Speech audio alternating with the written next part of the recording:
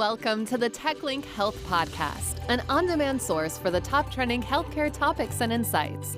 Delivered by key opinion and emerging leaders and as featured on the TechLink Health app. The healthcare industry is rapidly evolving, so our goal is to connect listeners to the most relevant insights, ranging from digital health to financial well-being to interesting side gigs. For more details, visit www.techlink.health.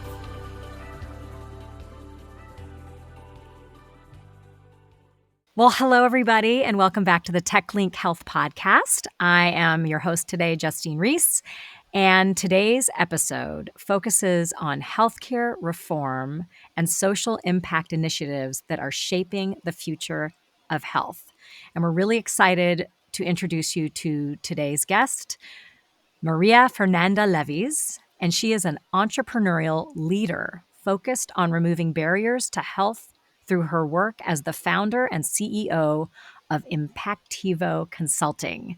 Her expertise spans a range of disciplines, and she has done work with notable organizations such as the National Science Foundation, the Health Resource and Services Administration, the CDC Foundation, and the Patient-Centered Outcomes Research Institute. She has been a fellow of the Robert Wood Johnson Foundation, the Harvard Center for Public Leadership, and the National Leadership Academy for the Public's Health. Maria has also published on the Health Affairs blog and Huffington Post blog. She holds a master's in public administration with a concentration in health policy and negotiations from the Harvard Kennedy School and a master's in public health from the Harvard School of Public Health, a certification as a data science manager from Johns Hopkins University, and recognition as patient-centered medical home content expert from the National Coalition for Quality Assurance. Wow. It goes without saying that Maria is very accomplished and passionate about the mission of health equity. And we are really looking forward to getting your perspectives, Maria. So without further delay, we're super excited to welcome Maria to the podcast. Maria, thank you so much for joining us today. Oh, thank you for inviting us and for letting us share about the work that we're doing, particularly around health disparities and improving access for vulnerable communities. Absolutely. It's such an important topic. And to just start off, can you just take a moment and introduce yourself in your own words and tell us about this journey that you've taken into social impact consulting and particularly related to healthcare, or in other words, your journey as a health impactivista. Did I say that right? You totally did. I love that. We coined that term, and all of our employees are health impactivistas. And, people that are health impactivistas are just pretty much entrepreneurial spirits that want to change the health system so that it addresses the needs of people in a way that puts people over profits. So that's what we do. And I love hearing it. Yeah, it's like a really good moniker. I love it. So it's funny because I hear you, you read my bio, but the story is really different. I started my career working with homeless people. So I did about 15 years of work trying to change the system so that we could get people off the streets. And I started very young. In what areas did you do that, Maria?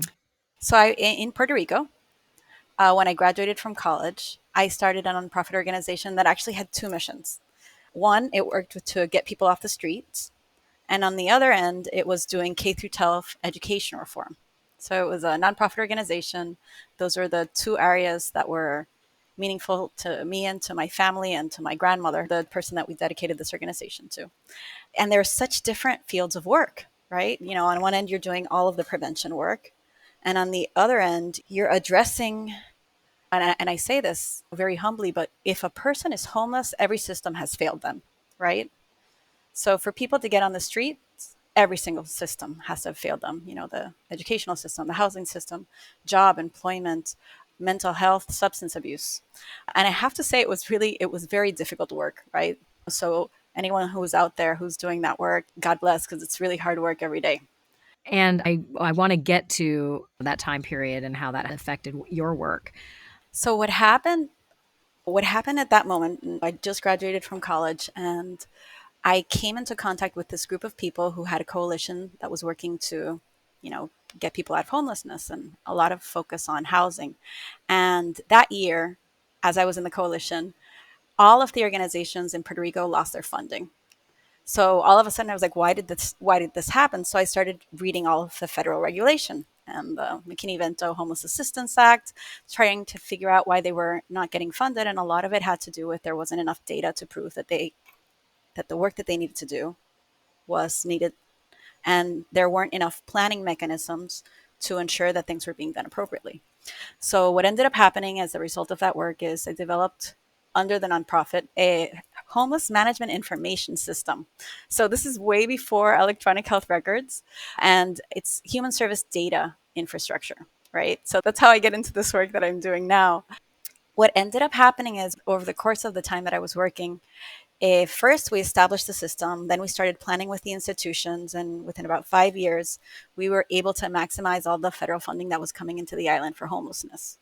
And the result was that all of a sudden we were seeing annual reports on what was happening in the population. And what I realized, and it was one of those crucible moments, was that there were more people coming into the system that were getting out, right? So all of a sudden you're faced with the reality of, there's more people coming into the streets than are getting out. So we have to be doing something wrong. What ended up happening as the result of that is I decided to go back to school.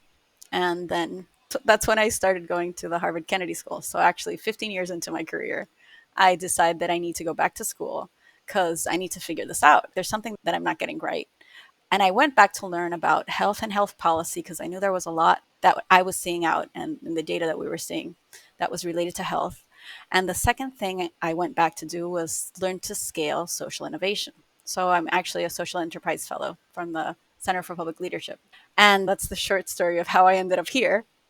Oh my gosh, that was in 2005. That was also when a lot of the work around Obamacare was being crafted at the Harvard School of Public Health with Don Berwick.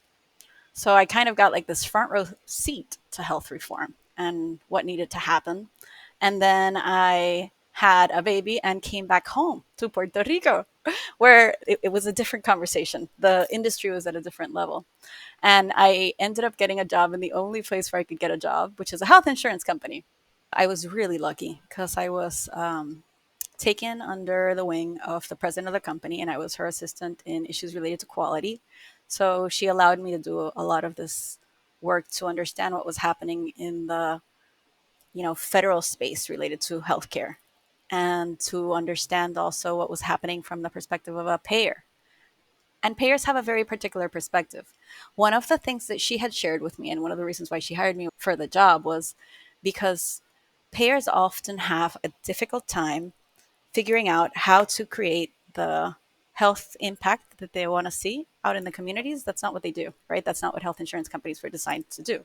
And then all of a sudden, value-based care comes in, and the environment changed completely over the last decade. And now there's all types of different arrangements. And what ended up happening was I decided that I wanted to work where I was closer to the patient. And that's how Impactivo was born. Impactivo was also born because I started seeing different social initiatives that I wanted to work with. So originally we were about scaling social impact. And we kept on tuning in to healthcare, and we have quite a bit of expertise working with a specific type of organization called federally qualified health centers. Not very well known. Mainly they're nonprofit or public organizations. They're known as the nation's safety net, and they're federally funded. So it's the Health Resources and Services Administration that funds them. And they are, when you have no other option, that they're there. They address the needs of medically underserved areas, vulnerable populations. And that's a space that we have been working deeply in for a while. You said that you worked at a health insurance organization in Puerto Rico, and I'm imagining that health insurance is different in Puerto Rico than it is here. Is that true, or is it basically the same? No, actually, the three largest health insurance companies here just got bought out by health insurance companies in the States. Two of them are Blue Cross Blue Shield, and the other one was venture capital.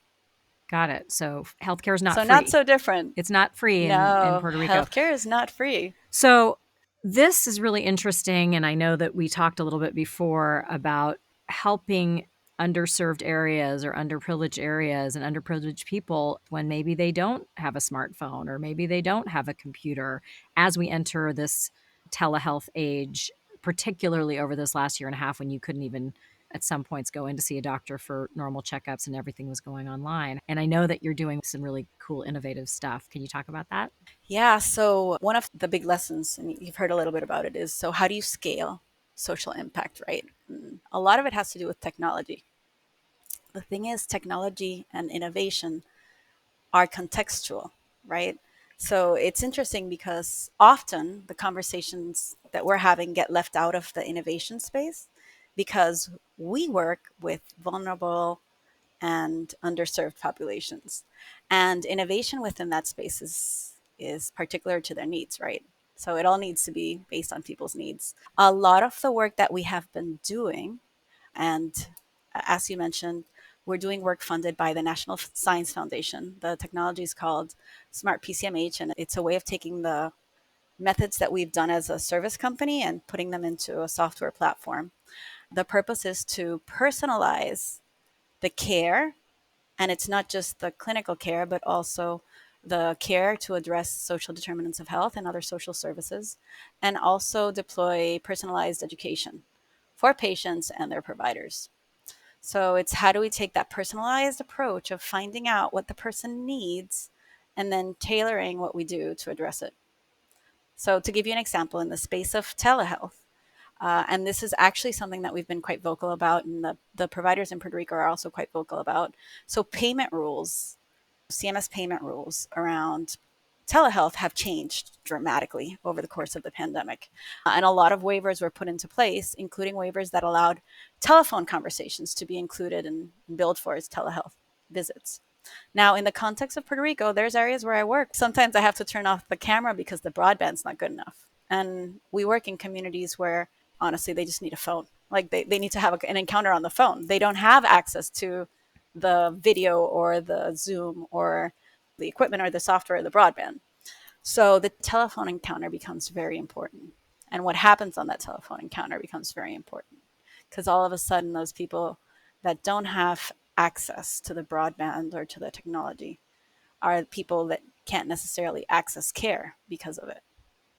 And the pandemic has hit those communities very hard. The health status of the nation writ large, but particularly of minorities and people whose socioeconomic level is lower, have been hit particularly hard. And it's not just COVID. So COVID has hit those communities hard.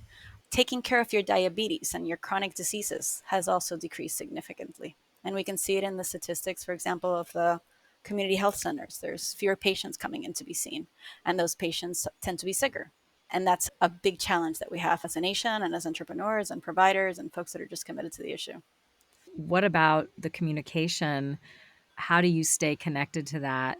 What's the trickle down? Because obviously you can't be with every patient and you're teaching your staff or the people that work with you in this organization to do this. What are some of the ways that you're getting them to touch the hearts of the patients? So, as I mentioned this, I have to cross my fingers, right? So, we have a project to be funded. So, we submitted a collaboration with a health center that is in a very rural part of Puerto Rico. So, just, to put things in perspective, when I go, I park my car and someone comes and picks me up because my car really can't make it down those roads. Well, I don't think I'm a good enough driver to make it there, right? Wow. Okay. Really rural. Gotcha. Wow. So Okay. very rural, very remote. And these folks are doing amazing innovation. So they have migrant and community farm workers who are getting telehealth visits, right? And they're doing, interesting work around how do they enable access or some type of access so that at least some care can be provided and even deploying equipment out into communities. So one of the important aspects, and this is another big lesson about technological innovation for communities that have special needs, there needs to be a lot of person to person interaction. So a lot of those interventions need to be facilitated by community health workers that are able to deploy themselves out into the community. So for example, when I was talking about telehealth, if you know the patients that could be interested, but they don't necessarily know how to do it, you can deploy someone like a community health worker to their house that can figure out if they have a niece or nephew that can help them with the visit. Also to help them establish the way and provide them just with basic training on how they can use whatever devices they have. There is quite a bit of smartphone penetration. And even in older folks, they figure out a way of communicating face to face with their grandchildren. That's true. It used to be like when email came out, and I remember some of my great aunts getting word processors so they could just email. That's all they wanted to do. So I guess it's just step by little step by little step. One of the important parts of this perspective is the collaboration, and that's kind of what you're talking about. What's the setup ultimately for these families? Is there a lot of preventative maintenance going on as opposed to waiting for the crisis? Or are you seeing that having some impact over time? Families are starting to take some steps to do preventative maintenance and regular checkups. So, one of the things that we do are community health needs assessments, and that's not what we've been finding. It would be great if we could use the moment, right, to spark that level of consciousness, right, in folks. The reality is that folks don't have a lot of information about their health or what they can do to keep themselves healthy. And in the context of what we're living, the isolation has a real impact on mental health. So, for example, I've lost some weight over the pandemic, and a lot of it has been I've done a lot of yoga. Well, it's one of the only things I can do in my apartment. So, think in the context of other communities. What is it that needs to happen? First, for them to have education about how they keep themselves healthy, right? And health has a lot to do with what they eat, the physical activity, and the risky behaviors. Prevention in general still has a ways to go. And it has a ways to go both in the education and in enabling that to happen in the community, but it also has a ways to go with respect to addressing people's social needs. So we know that 80% of people's health has to do with their social determinants of health, right? And that's issues like people being concerned that they're going to lose their housing. And the surveys that we've done, it's overwhelming how many people are afraid that they're going to lose their housing in the next month. So if you think you're going to lose your house in the next month, how possible is it that you're not going to be anxious? And if you're anxious, then what type of decisions are you going to be making? And are you really going to be prioritizing that you shouldn't be eating that chocolate cake? Or even any sort of medical health care when you really just trying to make it day to day. So talking about this, what are some specific things or apps in regards to technology to help bridge the gap between these communities? And what is the Impactivo way to go about changing this structure of healthcare? So that's not an easy question to No, answer, I Justine, know. but I I'll wish it try my was. best. So, one of the things that has to happen is there needs to be a more transparent way for folks to understand what resources there are and how they can access them, particularly related to mental health issues. You could be depressed for years before you know that you're depressed, right? Sure. What is depression? What does it look like? I don't know. I'm just having a bad day, right? And that's a question that a lot of people have been asking themselves, right? So, am I depressed? There's all of these things that are happening to me. Am I depressed? We're living difficult and complex times. And that happens across the entire gamma of social services. Part of the Impactivo Way is we're patient centered. A little bit of my passion and love comes from community based participatory research. So, it's how do we engage people and communities in solving their own problems, or at least really understanding what's happening to craft interventions. So a lot of the work that we're doing is around assessments. So we do community health needs assessments. We do patient specific assessments. There's a lot of assessments that are related to behavioral health. There's various assessments that exist to evaluate social determinants of health. And then how do you provide folks with recommendations? And those recommendations can't just be like, you know, find a lawyer. Find a lawyer. How do you even start? Um, so a lot has to be done around mapping in a way that is effective and friendly. There are resources that are out there to the needs that people have. There's some technology that has existed for a while. So there have been these groups like United Way who've done a lot of work into facilitating services for communities they serve or for folks they serve. So some of that infrastructure is already there. A lot more needs to do to get them to a place where they're available to people, and that also has to do with how things are paid, right? So who pays for that to happen? And I know there's a lot of conversations happening at the federal level and HHS and CMS to figure out how social determinants of health do get paid for. And does any of that get into policy? Does that get into politics? And I would love to hear an example. Is it health fairs? What does the community outreach really, really look like? So the community outreach, there's lots of different vehicles that folks use, particularly with respect to vaccination. We've been involved in mobile units being deployed out to communities. Folks can get very creative. One thing that's very useful and that's been used across the world is literally just calling people and going to their homes. So if you have good information on people's utilization and their profile, so for example, if you have a patient that's over 65 who hasn't come into the clinics for 2 years, that person should get a visit. You know what? And if they can't call them, they call, they're not there. Someone, someone should, try knocking on their door, see if they're there. Maybe they passed away.